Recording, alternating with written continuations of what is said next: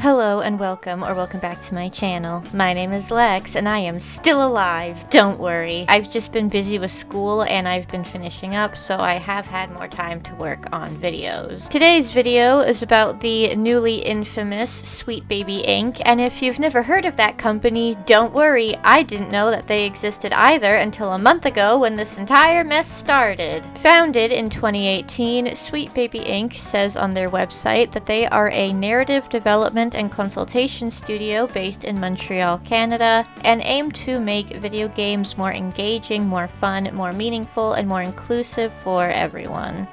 This whole shabacle seems to have started when the company came under fire for how one of their employees on Twitter, the place where I often say that intelligence goes to end, wrote a very angry rant about a Steam curator page covering the games that Sweet Baby Inc. has had a hand in developing. For those who don't know, Steam is like Amazon for video games, where people can purchase games and leave reviews. The Steam curator page in question was called Sweet Baby Inc. Detected and now boasts over 100,000 members. The employee of Sweet Baby Inc. claimed that the review group was harassing the company and asked for the page and original poster, Cabrutus, to be mass reported. The games covered on this list included Forspoken, Gotham Knights, and Dungeons & Dragons Dark Alliance, all of which have been received less than favorably by their respective fanbases due to poor storytelling, janky gameplay, and awkward dialogue. For a company that is supposed to help with writing narratives, if the consumers of your product are saying that the story is boring or awkward, then something is wrong, and that is the main criticism that I have been seeing about Sweet Baby Inc. The news site Niche Gamer has said in an article that critics of the company focus on their work promoting representation and inclusivity out of a concern that a game's quality could be compromised by poor writing meant to promote an ideology rather than enhance a game. These are also similar to the critiques that I've been seeing about a lot of modern media, such as the newer episodes of Law & Order, with people preferring the storylines and personalities that have been featured in previous seasons.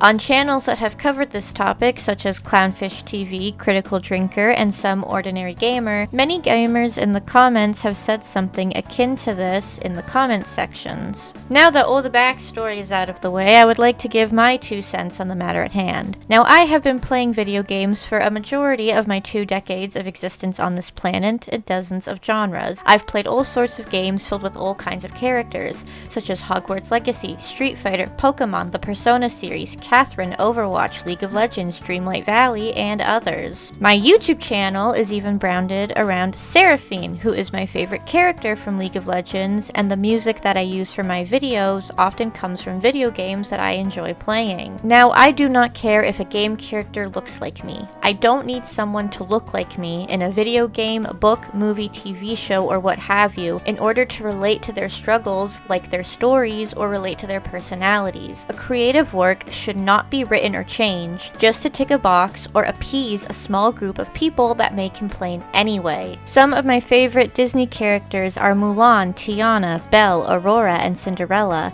Some of my favorite characters in video games are Sebastian Sallow and Ominous Gaunt from Hogwarts Legacy, Jewelry Han, Chun-Li, and JP from Street Fighter, Widowmaker, Sombra, Mercy, Symmetra, Brigitte, Soldier 76, Reinhardt, and Diva from Overwatch are some of my favorites. And none of these characters look exactly like me, but I can still relate to their personalities, admire their stories, and cheer for their character growth. I love the story of Persona 5, which takes place in Japan over the course of a year, because it covers themes of dealing with frustration, friendship, learning to overcome your struggles, and the characters in that game remind me of people that I know in my personal life, with my favorite character being Ryuji because he doesn't take crud from anybody and cares a lot about his friends. I also do not believe that somebody making a review page to point out the consistent flaws of a company and their products is harassment, and I believe that how the Sweet Baby Inc. employee reacted was entirely unprofessional. If it was harassment to give a review on a product that we did not enjoy, all of us would be in jail for the rest of our lives. In the end, all that should matter in a game is that it is fun to play and the story is well written. Overall, I am just tired of this whole us versus them mentality that I have seen growing over the last few years. It is not harassment if someone does not like your product and gives it a bad review. And I've said this in many videos that in general, throwing around serious words, yelling at somebody that doesn't agree with you, and crying wolf just creates unnecessary division that does not help anybody. Gaming is supposed to be a hobby that people can bond over, like crochet or knitting or dolls, and I hope that that is something that does not change in the future.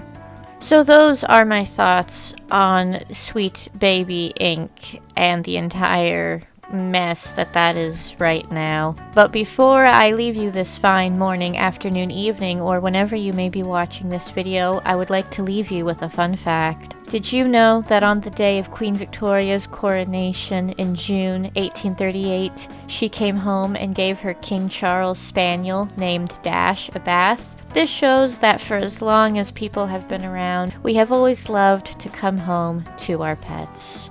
If you enjoy this type of content and would like to see more, please subscribe to Sweet Hister Tea, a channel full of random facts, lots of sparkles, and tons more videos to come in the future. Thank you so much again for watching, and until next time, bye-bye!